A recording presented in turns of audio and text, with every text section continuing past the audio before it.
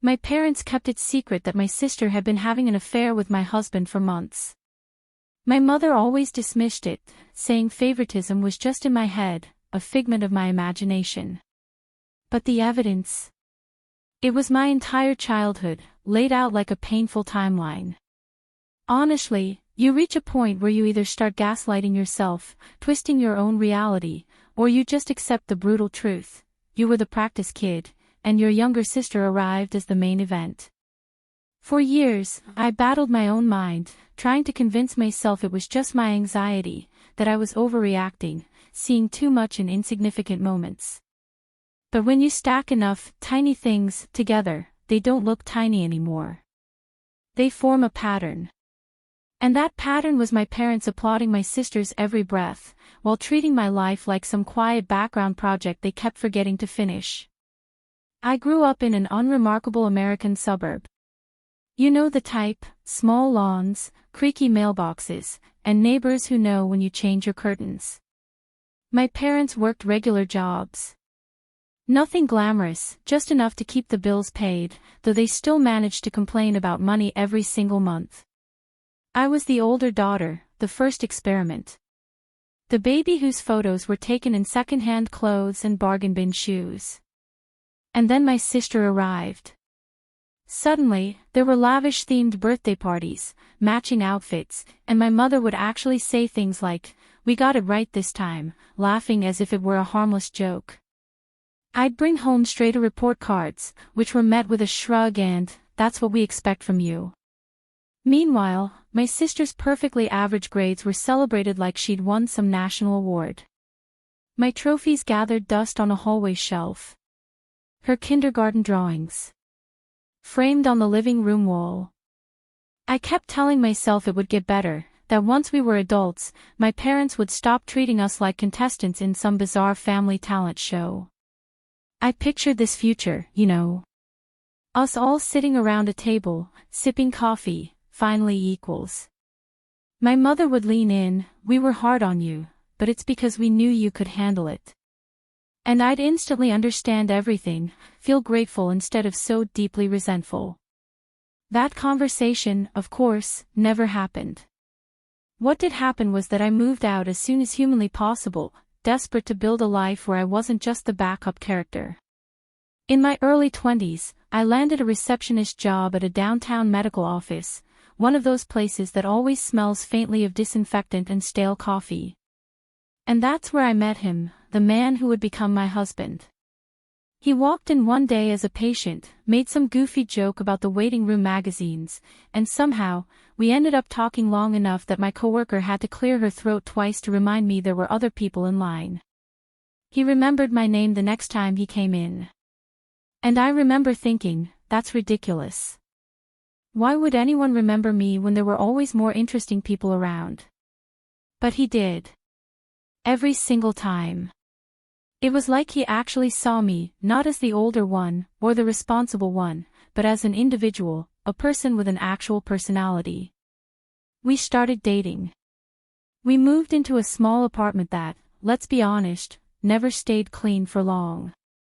And after a few years, we got married in a simple ceremony at a rented hall, complete with folding chairs and a playlist my cousin cobbled together the night before. It wasn't some fairy tale, but it felt like the first time in my life I wasn't the understudy. When he looked at me, I was the main character. And for a while, that was enough. Enough to make me forget how heavy my family's old dynamic still weighed in the background. We'd been married for about 5 years when everything just exploded. But if you'd met us before that, you would have thought we were boring, in the best possible way. Rent, bills, occasional takeout, work stress, and me constantly trying to convince him we didn't need another mismatched mug for the kitchen. My sister, on the other hand, stayed in the role she'd been groomed for since birth, the favorite. My parents talked about her like she was the sun, and the rest of us were just planets lucky enough to exist in her orbit. She married a guy they adored immediately, because, of course she did. According to my mother, he was stable, good husband material, and just so attentive. Words she never once used about my husband, even though he literally did the same things, fixing drawers, showing up on time, remembering birthdays. Anytime my sister did anything remotely adult, like paying a bill on time or cooking a meal without burning it, my parents turned it into a dramatic announcement. Meanwhile, when I mentioned a small raise at work, my mother just asked if I was finally thinking about having kids, as if my career milestones were just filler until the real story started. Even with all of that, I kept showing up to family gatherings. I told myself I was being mature, keeping the peace. I went to birthdays and holidays, brought my famous side dishes, smiled at people I honestly didn't like, and tried to ignore the way my parents' faces would light up when my sister walked in, holding a bag of store-bought cookies like she'd just delivered a 3-course meal. My husband saw it. He'd squeeze my hand under the table when my mother made another joke about how I was always the serious one, the reliable one, the one who would probably die with a to-do list in her hand. We'd talk about it later in the car, and he'd say things like, "You know it's not you, right?" And I'd nod, because logically I knew, but emotionally, it still felt like being the kid who got the leftover praise after my sister was done with it. Then came the night that changed everything. And I swear to you, I did not walk into that dinner expecting my entire life to flip inside out. I thought it was going to be one more situation where I swallowed my feelings and smiled for the sake of family. That was the plan. That is not what happened. By the way, if you're still with me after all that, please hit that subscribe button. Trust me, more unbelievable stories are coming, and you won't want to miss them. My parents decided to host this big dinner to celebrate my sister's pregnancy, because, of course they did. She'd been trying to conceive for a while. And every month that passed without a positive test turned into another family drama about how stressed she was, and how some women are just made to be mothers, and it's so unfair when it doesn't happen right away. When she finally called to say it had happened, my mother screamed so loud into the phone I had to hold it away from my ear. There was no similar level of excitement when I got married, by the way. Happy for me. Sure. But with my sister, it was like someone had announced the second coming. The night of the dinner, my husband and I drove over with a casserole I'd made, because apparently I hate myself and enjoy playing the role of the helpful daughter. I was genuinely happy for my sister. And I need you to believe that. No matter how messed up our family dynamic was, I knew how much she wanted this. And a small part of me thought maybe this baby would calm things down.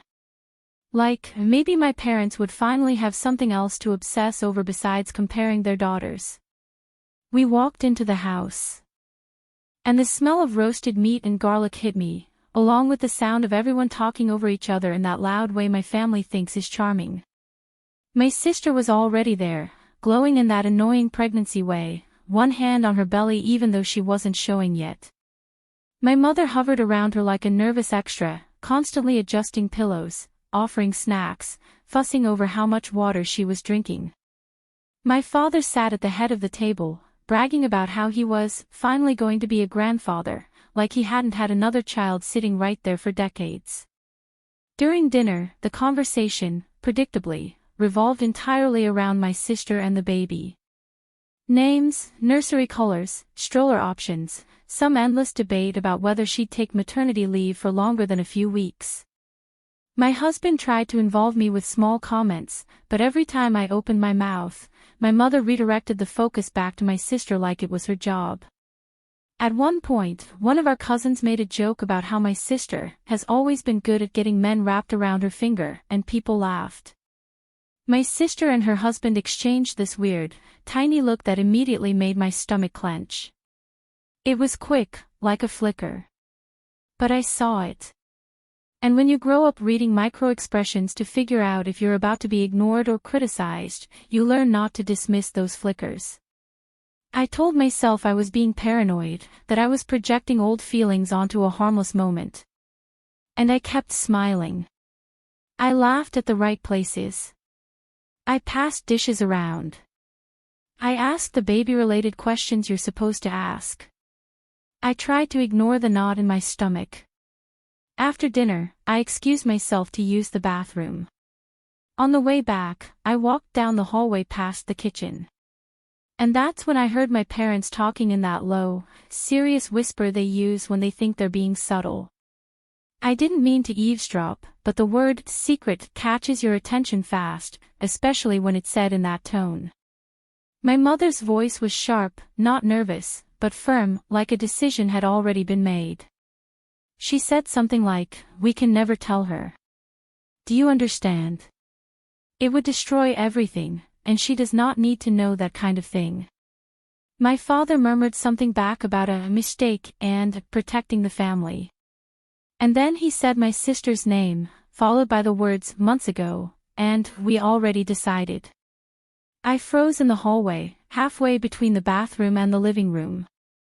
My hand still on the wall, my heart suddenly pounding in my ears. You know that feeling when your body knows something is wrong before your brain catches up? That is exactly what it felt like. I couldn't hear every sentence, but the words I did catch were enough to send my mind into overdrive. My mother said, "It was just one night and she regrets it and now she's pregnant and happy. We are not bringing that up again." My father agreed and said, "The important thing is that the baby is healthy and her marriage is fine. We cannot risk causing drama now." I stood there, staring at the floor tiles, and it was like the world tilted. One night, regret, months ago, marriage, secret, my sister, my parents protecting her. There were only so many combinations those pieces could make, and none of them were pretty. My first thought was that she had cheated on her husband with someone random and my parents were covering it up, which was horrifying enough. But then my brain did the math in a way I did not want it to.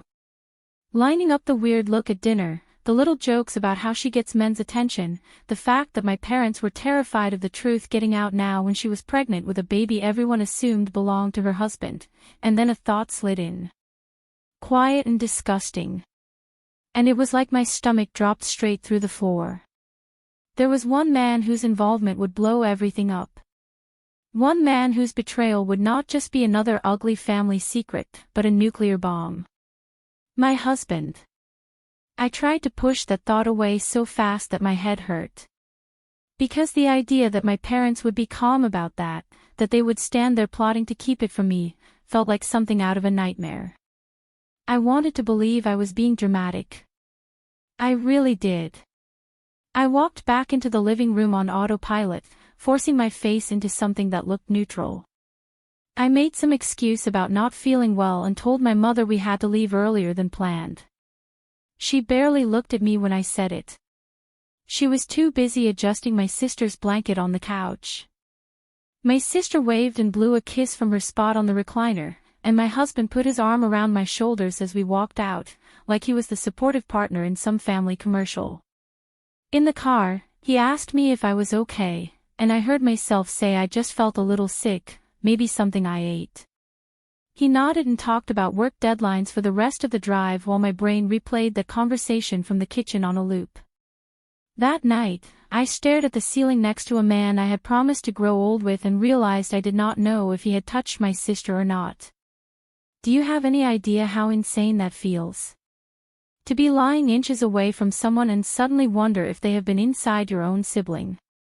Every time he shifted in bed, my skin crawled. I wanted to shake him awake and scream the question in his face. But some quiet, stubborn part of me needed more than a denial I already knew I wouldn't trust. I needed proof. I needed something concrete, something I couldn't talk myself out of later when everyone tried to convince me I was overreacting. So, I did the thing I used to swear I would never do. I waited until he fell deep asleep, his breathing slow and heavy, and then I slid out of bed as carefully as I could. My heart was pounding so hard I honestly thought it might wake him up. I took his phone from the nightstand like it was a live grenade and stepped quietly into the hallway.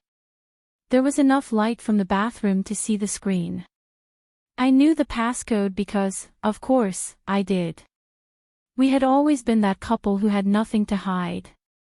I told myself I was only going to check a few things, that I would put it back and go to bed and feel stupid and guilty in the morning and apologize for being paranoid. I did not go back to bed for hours. At first glance, everything looked normal. Work emails, group chats with friends, a bunch of unread promotions from stores, the usual nonsense. I almost gave up, ready to tell myself I was the problem, that I had let old family trauma crawl into my marriage and ruin a perfectly good man in my head. Then I noticed a folder in his photos with a boring name, something like receipts. And I clicked it, thinking it was literally going to be pictures of receipts, like the ones he always took for reimbursements. The first few were exactly that, plus some pictures of serial numbers for items he had bought. And then, halfway down, there was a selfie of him and my sister in his car. They were sitting close, too close for just in-laws. The angle was weird, like someone else had taken it from the back seat. My sister was smiling straight into the camera, her hand resting on his knee in a way that made my chest tighten. My husband's face was tilted toward her, not quite kissing distance, but not that either. I stared at it for a long time, feeling my mouth go dry, that little buzzing sound starting in my ears again. I scrolled. There was a blurry picture of them standing under a neon motel sign. Recognized from a street not that far from our apartment. The timestamp put it months back, around the time my parents had mentioned their mysterious mistake. I clicked another photo and saw them walking into the same motel. My husband's wedding ring clearly visible on his hand as he held the door open. My sister had her arms slid through his, head tilted toward him in this intimate, familiar way that made my entire body go cold. I wanted to throw his phone against the wall, but instead, I forced myself to keep looking. There were no explicit pictures, thank God, but there didn't need to be. I scrolled through his messages, searching her name. The results that came up were enough to make my hands shake. They had deleted most of their conversations, but they were not as thorough as they thought. There were a few lingering messages buried under months of other texts. Little things like, same place, and, she thinks I'm working late. And my sister sending a smiley face followed by, your wife has no idea. Relax. There was one where he wrote, we have to be more careful. She's not stupid. And my sister answered with, trust me, my parents are on our side. She will never know. That line hit like a punch. My parents are on our side. Of course, they were. I backed everything up like some cold, methodical robot. I mailed copies to an email account only I used. I took screenshots. I sent them to myself from his phone, then deleted the sent messages. Every step felt like I was walking in a dream where you're moving through syrup, slow and heavy. But I kept going, because if I stopped, I was going to break down and scream loud enough to wake up the whole building. When I finally put his phone back, he rolled over and mumbled my name. And I stood there watching him sleep, wondering how much of the last years had been real and how much had been a performance. The next night, once he fell asleep again, I went hunting for more. It sounds obsessive, and it was. But once you open that door, you cannot just close it after the first horror and pretend you've seen everything. I checked our shared laptop, digging through old downloads and cached files. I found a saved audio clip labeled with my sister's name and an innocuous date. When I hit play, his voice came out of the speakers, low and intimate, saying something like, I swear she is just in the way. This is all temporary. We just have to wait until things calm down. My sister laughed in the background and said she was tired of sharing. And he promised her, it will be us eventually. I clicked pause and sat there with my hand over my mouth because I genuinely thought I was going to vomit on the keyboard. I checked an old group chat on a messaging app where my whole family had once tried to coordinate holiday plans. The group itself was basically dead, but there were private side threads connected to it. In one of them, my mother had messaged my sister months ago saying, you know, we will never tell your sister what happened, right? Some things are better left in the past. My sister had replied with a heart emoji and "thank you. I knew I could count on you." And my father had chimed in with, "We all make mistakes. What matters is you are happy now." I sat there reading those lines over and over, the words blurring together. That was the part that broke something deep in me. The affair was one thing. Don't get me wrong, that was devastating on its own. But finding out that the people who raised me had been covering for it, actively choosing my sister's comfort over my right to know my own life, that was a different level of betrayal. It confirmed something I had suspected my whole life, but never said out loud. If my sister and I were on opposite sides of anything, my parents would choose her every single time, even if it meant leaving me bleeding in the middle of the room. I did not confront anyone that night or the night after. I walked around in a fog, going through the motions of my routine like a ghost inhabiting my own body. I went to work, answered phones, scheduled appointments, smiled at patients, and then went home and sat on the couch next to a man who had slept with my sister while my parents texted me cute pictures of my sister's belly and pretended we were one big happy family. I needed a plan. Raw confrontation in that house, with those people, was always going to end with them convincing me I was hysterical and ungrateful. I had spent my entire childhood being told I was too sensitive anytime I reacted to something unfair. I was not going to walk into that same trap as an adult. The opportunity for revenge came wrapped in pastel decorations in tiny plastic baby bottles, which honestly feels a little poetic if you have my sense of humor. About a week after I found everything, my mother called me with this bright, breathy voice she uses when she wants something. She said, "Noelle, honey, we were thinking maybe you could organize the baby shower for your sister. It would mean so much to her, especially coming from you." I almost laughed in her ear because the audacity was just unreal. They had collectively decided to hide the fact that my husband was sleeping with my sister, and now they wanted me to throw a party to celebrate the baby that might literally be my husband's. For a second, I couldn't answer. I just sat there with the phone pressed to my ear, staring at the wall. My mother filled the silence by adding that my sister was a little stressed and could use my help, and that she had always admired how organized I was, which was their favorite way of describing my entire personality: organized, reliable, the one who made things happen so other people could take credit. In that moment, something inside me snapped into place. I felt this strange calm wash over me, the kind I sometimes got when I was about to do something I knew I wouldn't be able to take back. So, I said yes. My mother immediately started talking about themes and colors and how many guests they wanted to invite, completely oblivious to the fact that she had just handed me the perfect stage. I agreed to everything, took notes, asked questions, told her it would be so special. When I hung up, I sat there for a long time, phone still in my hand, just letting the decision settle. I was going to burn it all down. If they wanted me to perform the role of the good sister one more time, fine. I would play it to perfection, right up until the point where the script flipped.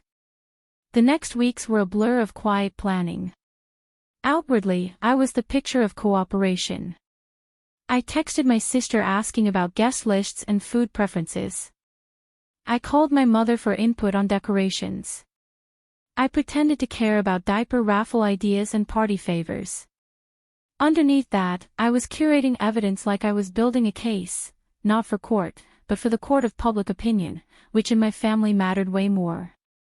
I chose the clearest photos, the ones where faces and wedding rings and location signs were obvious. I printed screenshots of messages, highlighted the lines where they talked about me like I was some obstacle to step over. I transcribed the audio clip to text and then also saved it in a format I could play on a television. I organized everything into folders and backups because if there's one thing my childhood trained me for, it's being extremely thorough in the face of being constantly doubted. The baby shower was scheduled for a Saturday afternoon in my parents' backyard. My mother wanted pastel colors and tiny clothes hanging on a fake clothesline. The whole cliché setup. I leaned into it.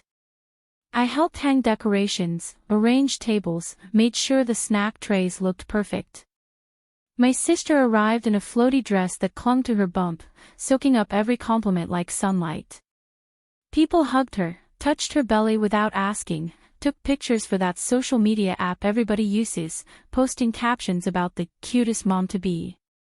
My husband arrived a little later, carrying a box of drinks, and my mother greeted him with a hug like he was the hero of the story. My father clapped him on the back, and my sister gave him this lingering smile that made me want to throw something. The entire time I played my part. I smiled. I refilled bowls. I checked on guests. My mother bossed me around in that familiar way, telling me to grab more ice, to wipe up a spill, to move chairs. At one point, my sister made a snide comment about how some people just aren't cut out for motherhood. They get stressed hosting one little party. And a few people laughed. My mother rolled her eyes at me like she was saying, "See what I mean?" My husband squeezed my shoulder as he passed behind me and whispered that I seemed tense, that I should relax and just enjoy the day. I bit my tongue so hard I tasted blood. We did the cheesy games, the guessing the due date, the measuring the belly with ribbon. People ate cake and took photos in front of a balloon arch. I kept glancing at the time, feeling my heart rate climb as we got closer to the moment I had decided on. The plan was simple: wait until cake was cut and everyone was gathered, then present my special gift. It sounds dramatic because it was. And honestly, after a lifetime of being told to sit down and be quiet, I did not feel bad about making an entrance for once. When it was time for presents, my mother announced loudly that I had prepared something very meaningful as a surprise.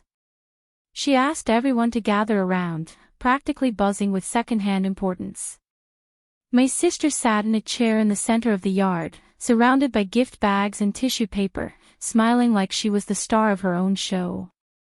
The attention, the laughter, the constant stream of compliments, it was like she had never left the stage she had been born on. I walked over carrying a large envelope, the kind people use for official documents. I had printed some of the evidence and placed it inside, along with a note on top that said, "From your loving sister," in neat letters. My hands did not shake. I felt oddly detached, like I was watching someone else move through the scene. I handed her the envelope and said, "This one is from me. I wanted to give it to you personally." She smiled, made a joke about, "As long as it's not a bill," and people chuckled. She opened the envelope casually at first, expecting some cutesy card or maybe sentimental photos. The first thing she pulled out was the printed picture of her and my husband walking into the motel. She frowned, confused, flipping it toward the light. People leaned in to see. "What is that?" someone asked. My sister stared at it, recognition slowly creeping into her expression, draining the color from her face. She reached in and pulled out the next page, a screenshot of a message thread where she had written, "She thinks I'm having a girls' night. This is almost too easy." My husband's reply underneath said, "I told you she trusts us." The air changed. It's hard to explain if you weren't there, but the mood in the yard went from bubbly to heavy in seconds. A cousin covered her mouth. Someone whispered, "No way." My mother tried to grab the papers out of my sister's hands, but I stepped closer and held out another envelope. "There is more," I said, my voice steady, louder than I expected. "Since everybody is here to celebrate family, I thought it would be nice to share what family means to some of you." My father barked my name in that warning tone he used when I was a kid, but I ignored him. I walked to the sliding door that led into the living room, where the television was visible from the yard through the glass. I had already connected my phone to it earlier under the pretense of testing music. Now I tapped the screen a few times and hit play. The audio clip of my husband's voice filled the yard through the open door, louder than it had sounded in my headphones at 2 a.m. "I swear she's just in the way," his recorded voice said, clear and undeniable. "This is all temporary. We just have to wait until things calm down." My sister's laugh followed, sharp and familiar. I am tired of sharing, she said on the recording. You need to figure out what you want. I want you, he answered. You know that. It will be us eventually. In real time, my husband had gone pale, his eyes wide, his mouth opening and closing like he couldn't decide which lie to start with. My sister sat frozen, clutching the papers to her chest. My mother kept saying my name over and over, like maybe if she said it enough times, I would transform back into the obedient daughter who fetched ice and wiped tables. My father tried to step in front of me, but people were already reacting, turning toward my husband and my sister, their expressions morphing from confusion to disgust. The first person to speak was my sister's husband. He had been standing behind the crowd, holding a plate of cake, looking bored. Now he stared at the television, then at his wife, then at my husband, his face shifting in a way that made my skin prickle. He put the plate down slowly, like his body needed his hands free for whatever his brain was about to decide to do. What is this? He asked, voice low and shaking. Tell me this is some kind of joke. Please. My sister stammered something that didn't make sense, flipping through the pages like she might find an explanation hidden in the margins. My husband stepped forward, hands up, saying it was complicated and that we should talk privately. But that word, privately, lit something in me. How many disgusting things had they done privately while I was at work? While my parents were nodding along, while my sister's husband was out buying groceries for their future baby? No, I said, louder. We are not doing this privately. You all made sure the lying was a group project. The truth can be shared the same way. My voice shook on the last word, but I didn't care. I turned to my parents. How long have you known? I asked. Because that was the piece everyone needed to hear. My mother sputtered, tried to say she didn't know what I was talking about. My father told me to calm down. I looked at my sister's husband and said, they have known for months. They decided I didn't need to know my own husband was sleeping with my sister. They called it a mistake and chose to protect her image instead of my marriage. The yard erupted. I'm not exaggerating. There were gasps, curses. Someone started crying. My sister's husband turned on my parents with this wild, betrayed look and demanded to know if it was true. My father tried to say it was complicated and we didn't want to hurt anyone, which honestly almost made me laugh because, look at the scene. My sister's in-laws started yelling at her, calling her every name they had probably wanted to use for years but never had a reason to. My husband kept trying to talk to me, reaching for my arm, and I stepped back every time like his touch burned. At some point, someone shouted that they were calling the police because the yelling had turned into shoving between my father and my sister's husband. I don't even remember who grabbed who first, just a blur of hands and raised voices. I know I heard my sister's mother-in-law call my sister a home-wrecking liar, in a voice that carried over everything. I know I saw my mother's face crumple, not in sympathy for me, but in horror at the fact that the perfect little family image she loved to present was being shredded in front of their entire community. While all of that was happening, I suddenly felt very calm. It was like my job was done. I had set the truth loose, and it was doing exactly what it needed to do without me. My hands finally started shaking. Then the delayed reaction hit me all at once. I walked back inside, grabbed my bag from the chair by the door, and walked out the front without saying goodbye. People were too distracted, screaming at each other, to notice. In the car, I sat for a few minutes with my forehead on the steering wheel, breathing like I had just run a marathon. My phone was already buzzing non-stop in my bag, but I didn't look at it. I drove home on autopilot, my body moving through familiar streets while my brain replayed the images of my sister's face when she saw that photo, of my husband's expression when his own voice spilled out of the speakers. There was a strange mix of satisfaction and grief swirling around in my chest. I felt like I had finally stood up for myself in the biggest way possible, and at the same time, it felt like I had just cut the last cord holding my old life together. When my husband finally came home later that night, the sun had already set. I had spent the hours between leaving my parents' house and hearing his key in the lock doing something very specific, packing. Every piece of his clothing, every pair of shoes, his toiletries, his stupid mug that said, "World's okayest husband," all of it was in bags and suitcases stacked neatly by the front door.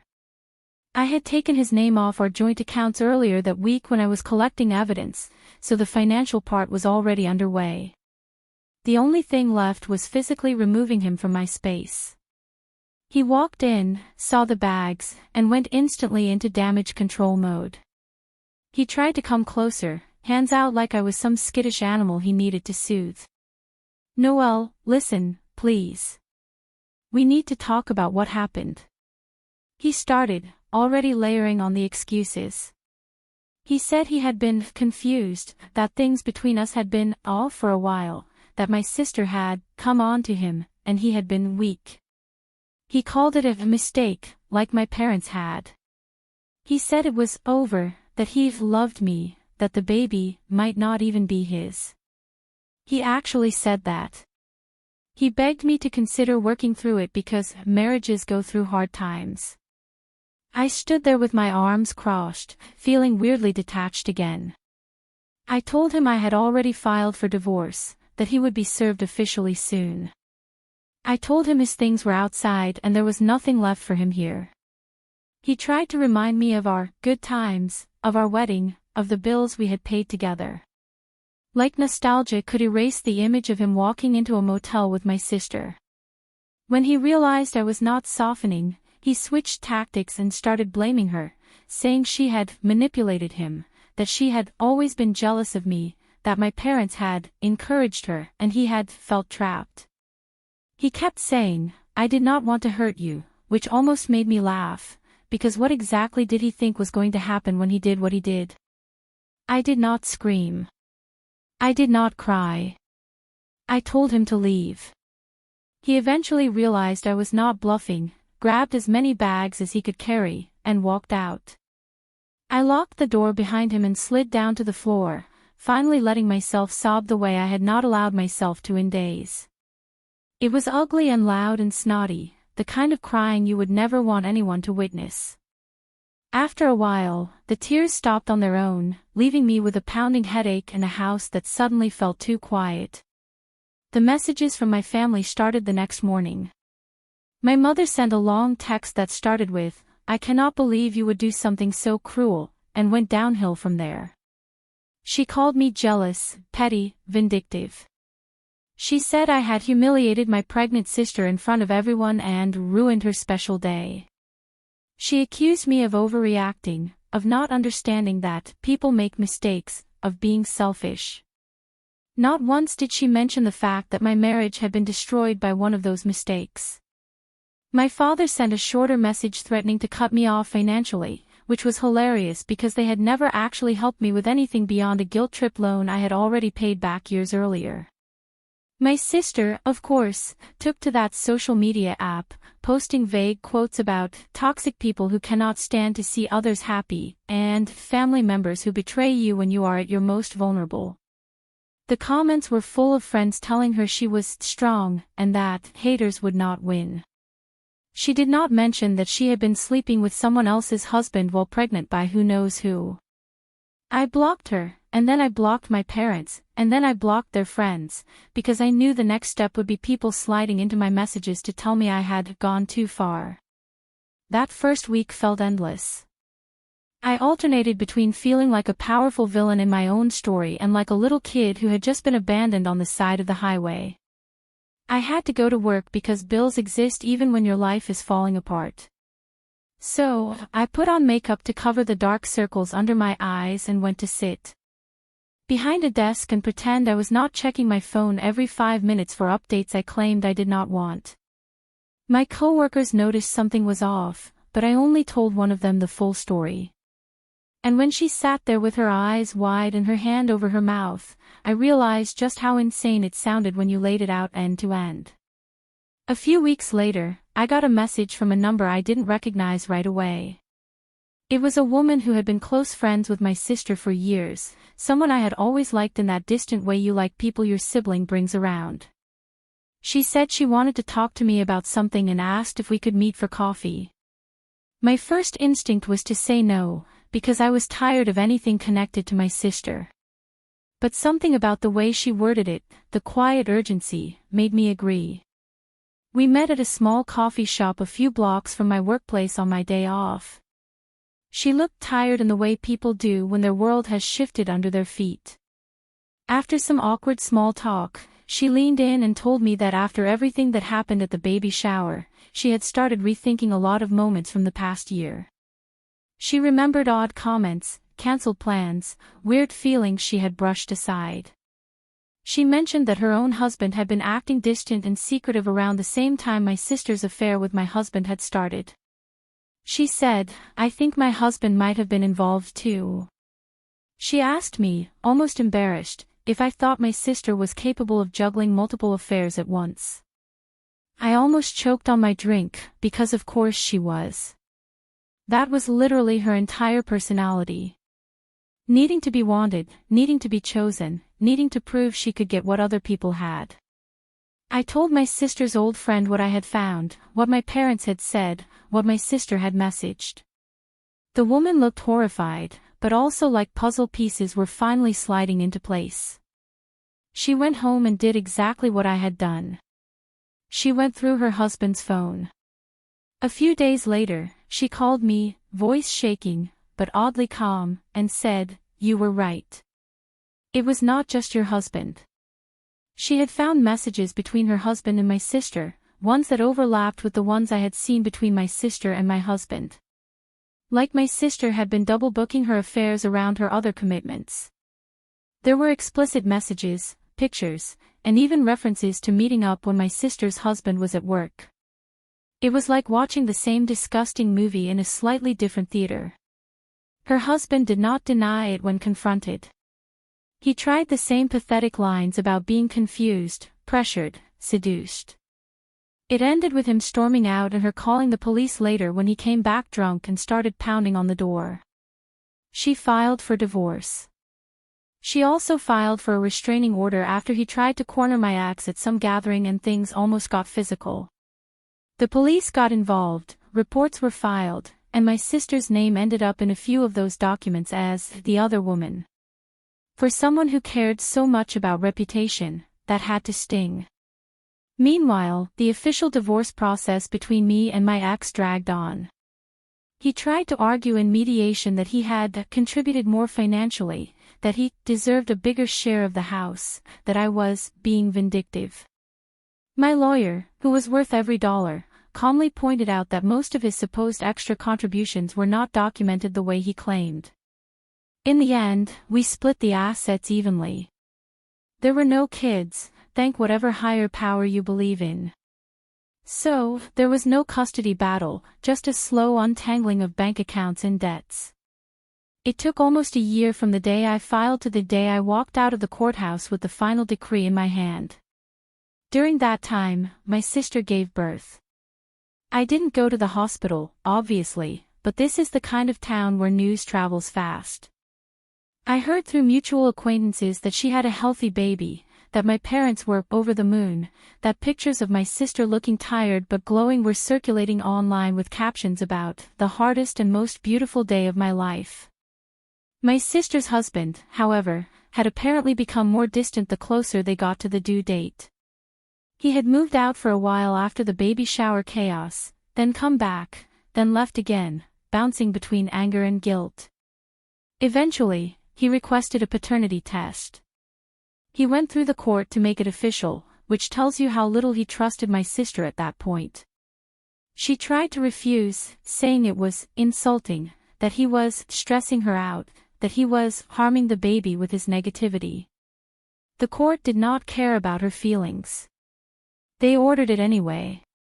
When the results came back, it turned out the baby was not his.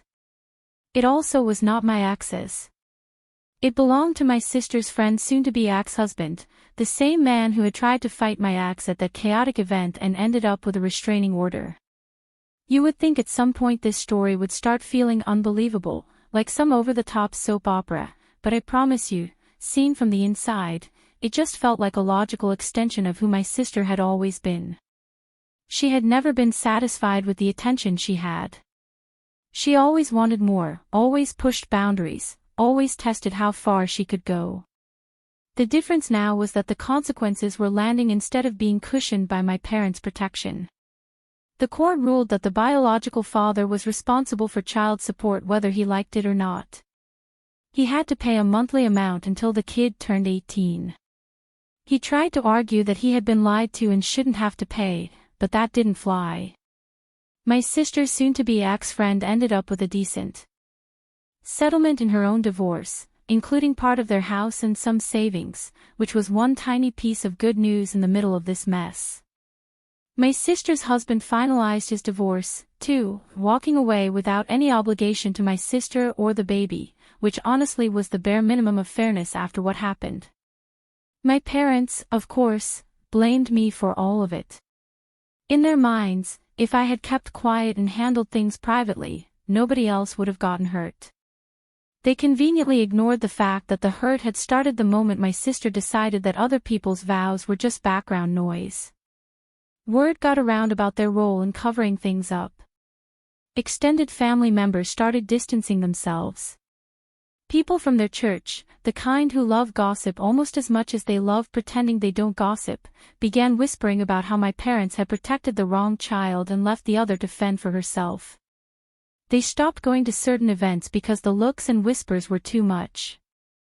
My sister, now a single mother, moved back in with them. She posted constantly about the struggles of being abandoned and judged, painting herself as a victim of cruel men and jealous women. My parents commented under every post with hearts and "We love you. We are so proud of you." As if none of this had anything to do with choices she had made. According to a cousin who still talks to them, they complain often about feeling isolated and misunderstood, but never once do they mention any regret for how they treated me. As for me, I made a choice I never thought I would make. I cut them off completely. No calls, no visits, no texts returned. I changed my phone number. I created a new email. I blocked them on that social media app and made my profiles private. People sometimes act like cutting off family is this impulsive thing you do in a fit of anger. But it was actually one of the most rational decisions I have ever made. I sat down with a therapist and laid everything out piece by piece, and she looked at me in that calm way therapists do and said, "You are allowed to choose peace over blood." I clung to that sentence like a life raft. Therapy was not some magical fix. I did not walk out of my first session healed and glowing. It was messy and uncomfortable. I had to admit things about myself I didn't like how much of my self-worth had been tied to trying to earn my parents' approval, or how I had ignored red flags in my marriage because part of me believed I didn't deserve better. I had to talk about the guilt of blowing up that party, about the part of me that still hears my mother's voice telling me I went too far. But session by session, the weight started to shift off my chest and back onto the people who had put it there. I moved apartments after the divorce was final. I picked a place in a different neighborhood, one I knew my parents and sister had no reason to visit. I picked furniture I liked, not stuff my ex had chosen or that my parents had given me with strings attached. I developed small routines that were mine. Sunday mornings with coffee and a book, evening walks around the block, phone calls with friends where we talked about everything except my family for entire stretches of time. Slowly, my life started to feel less like the aftermath of an explosion, and more like a fresh construction site. My ex tried to reach out a few times, always through other people, because I had blocked him directly. He sent messages through mutual acquaintances about wanting closure and, at least, a conversation. I refused every single time. There was nothing left to say. I didn't need to hear him explain again how my sister had tempted him, or how he had been confused. The best closure I could give myself was never hearing his voice again. My sister's ex-friend and I stayed in touch, in this weird bond forged by shared betrayal. We grabbed coffee every few months and compared notes on how much better our lives were without men who treated us like backup plans. She would give me updates on my sister and parents whether I asked or not. And even though I pretended to be over it, I would be lying if I said I didn't listen closely every time. The last time we met, she told me my parents had not been invited to a family wedding because the bride didn't want drama.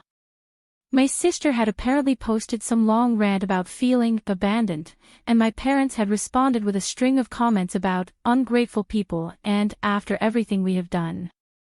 Sometimes late at night, I think about my younger self, the girl who sat in her bedroom listening to her parents praise her sister for things she herself had done earlier with half the fanfare. I wish I could go back and tell her that none of that was her fault, that no amount of being perfect would have changed who they were. I wish I could tell her that one day she would be the one to walk away. Not because she was weak, but because she finally realized she did not have to stand in the same room getting burned just because the fire was called family. I'm not going to pretend I'm some saint in this story. I know blowing up that baby shower was brutal. People still probably talk about it over dinner sometimes, wondering how I could do that to a pregnant woman. I have replayed that scene in my head 1,000 times, wondering if there was a softer way to handle it, a way that would have protected me without public humiliation. Every time, I circle back to the same thing. If I had confronted them privately, they would have found a way to twist it. They would have made me the villain quietly behind my back and kept their image intact. At least this way, the mask came off in one clean rip. Do I regret it? Not really. I regret that it had to happen. But I do not regret being the one who finally said enough. For the first time in my life, I stopped accepting the bare minimum of respect in exchange for endless loyalty. I stopped auditioning for a role that was never going to be mine. The cost was high, higher than I ever imagined. But so is the price of staying in a place where you are constantly shrinking yourself to fit someone else's comfort. Sometimes people ask me about my family, the way people do when they are trying to get to know you. I usually say something like, "We are not close," and leave it at that. If they push, if they really want to know, I take a deep breath and say, "Let me tell you a story," and watch their faces change as I unfold the whole thing piece by piece. I don't tell it to get sympathy. I don't tell it to sound dramatic. I tell it because saying it out loud reminds me that I didn't imagine it, that I didn't overreact, that it really was as bad as it felt. And then I go back to my quiet apartment, make myself dinner, maybe call a friend, or watch a show, and I sit on my couch in the kind of peace I never had growing up. No one is comparing me to anyone.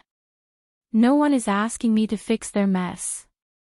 No one is telling me I am jealous or sensitive or wrong. It is just me and my own life, finally centered in my own story. For a woman who spent decades being the supporting character, that still feels like the wildest plot twist of all.